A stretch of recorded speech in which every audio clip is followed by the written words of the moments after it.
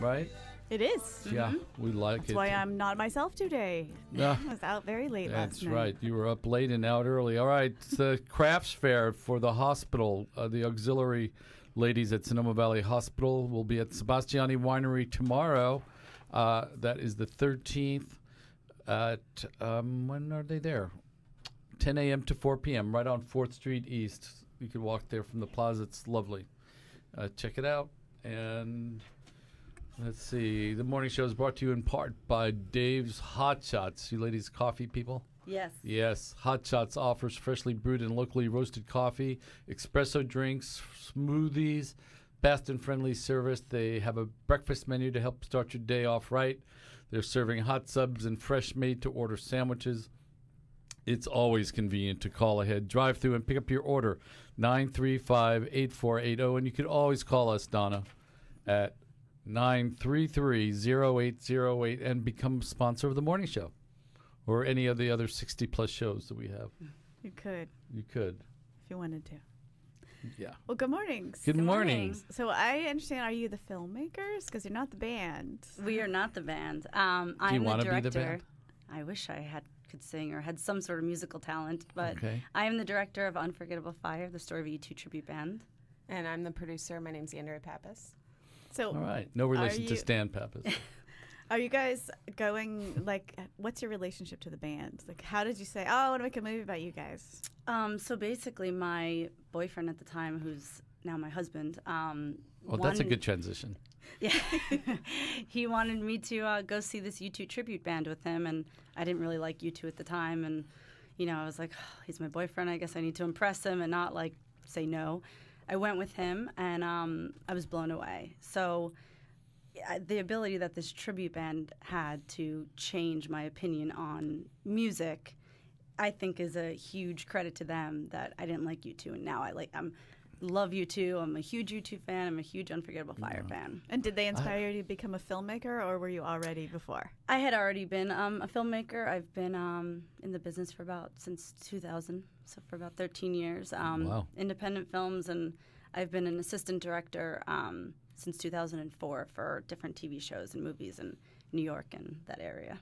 So you're like, hey, I want to get my friend. Let's make a movie together. Right, exactly. Yeah. And actually, That's how you we got in. the two of us met on a TV show called Ed back in 2003, which is where I met my husband as well, and I met her. Not the horse. Not the horse. TV show was on NBC. It was Tom Cavanaugh. He was a lawyer, and he was in had a bowling alley, and we filmed in northern New Jersey, and it was supposed to be Ohio, and we No, I could see that. yeah. So it was, we met there, and I met my husband there, and we've been sort of business partners doing little projects here and there with each other. No, this is a big project. Yes. You're now at the Sonoma International Film Festival.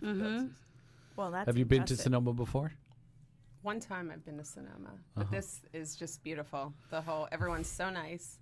That's what impresses us the most. Yeah. We've gone up to people and talked to them for just, here, if you want to come see our movie. And then we start walking away, and then they actually start asking us questions, and we're like, wait, they're interested in what we're saying? And then we've gone back, and I'm going to go back to New York and just, oh, my God, it's going to be mean people again. No. I mean, I'm a born and bred New Yorker, and unless it's changed, I haven't been there in a very long time because I don't fly. But He doesn't have New Yorkers wings. are very gregarious and very helpful and very friendly. Yeah. Just don't stare Just at fast them. pace. So we Yeah. like It is, we like yeah. this pace a little Oh, more. yeah, slow Noma. We're getting used You're to in the it. slow Noma world It now. takes getting used to. I can't imagine. Well, Donna grew up here. It's different. Yeah. Yeah. I mean, I grew up in New York City, and I feel like, I was born in 1947, so I grew up in the late 40s, the 50s, the 60s, and New York was just rocking. And then I moved here. And, now I spent the rest of my life here, and I kind of got the best of both worlds. Mm-hmm. Great. So tell me a little bit more about, okay, now it's a documentary, right? Mm-hmm. And you followed the band around. Right. Was it fun or crazy? You know what? I took some time off from work. My normal show is Law and Order Special Victims Unit that I work on as an assistant director. So I'd be working on that for 3 months, and then it was like, a breath of fresh air to go and like work on my own project for 3 months, and then back and forth. And so basically, I saw them play. within 2 weeks, we sort of just put together this production. I talked to a couple camera guys on my TV show. They all had a bunch of 5D, 7Ds cameras. I was like, you guys want to make a movie next week? Okay. So, we all got together and we made a big, show in Canal Room in New York City. And we filmed them. We had 6 cameras. And it was just going to be that one show. And I was going to follow them around at work, at their day jobs, at home. And then it turned, just kept on getting bigger and bigger and bigger. It was going to be a short film. And then I had all this beautiful footage, and then it just kept on going more and more and more. So we filmed 2 big shows and a bunch of little shows. I followed them at home and all their families and their day jobs. So the band is called Unforgettable Fire, is that right? Yes. And they it's a YouTube tribute, which is not the same as a cover band, and I had to explain that to a lot of people. Yes. Which means they don't just play the music, they do the whole acting, like the clothes and the look and everything.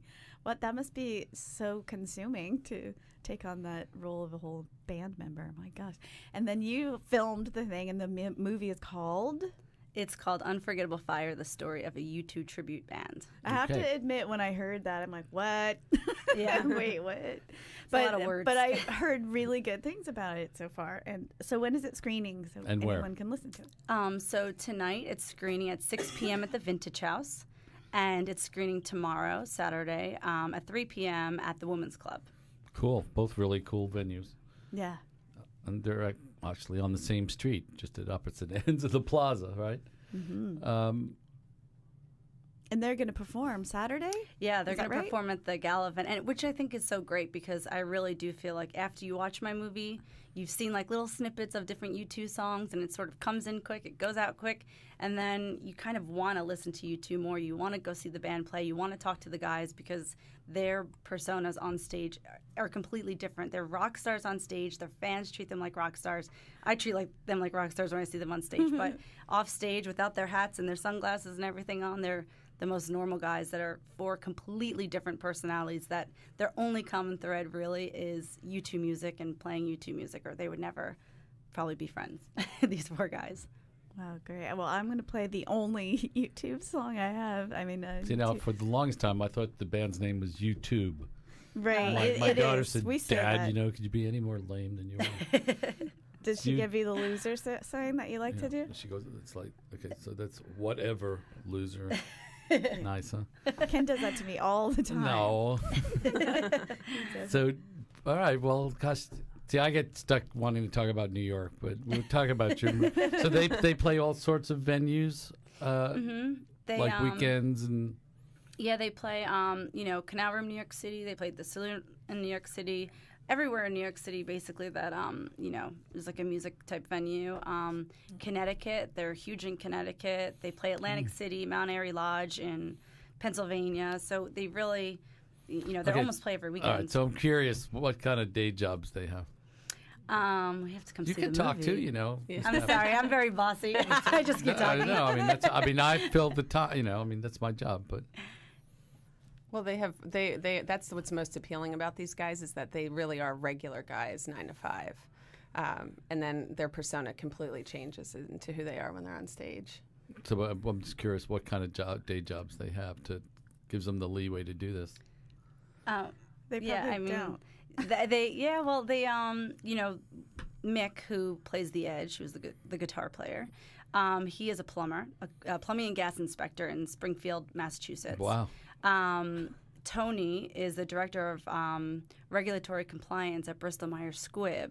So he basically, He's a scientist. Exactly. And then George, who's the manager and also the drummer, he is he works for the Associated Press. And Craig, the bass player, he works for Verizon, the construction department. So they are like, the most different, basically in the movie, what Tony says, Tony is the lead singer. We call him Tono because he looks so much like Bono. What he says in the movie is, you work all week. You're looking forward so much to the show on Friday just to blow off some steam. But basically, they cannot call out sick to Unforgettable Fire shows. They have to show up. They have to be 110% because someone might be in the audience and just be like, these guys, I paid $10 to see them play or $20 to see them play, and now they're just dogging it. nobody cares that you worked all week, But, he says you could take off from your 9 to 5. You could call in from your 9 to 5, but you cannot call in sick here. So you better be healthy. You better be there on time. You better perform the best that you can. And Okay, so do you get, like, contact from the real band at all? No. Are they still around? Yeah, they are. And actually, see, I have a big gap, between Judy Garland and Barbra Streisand.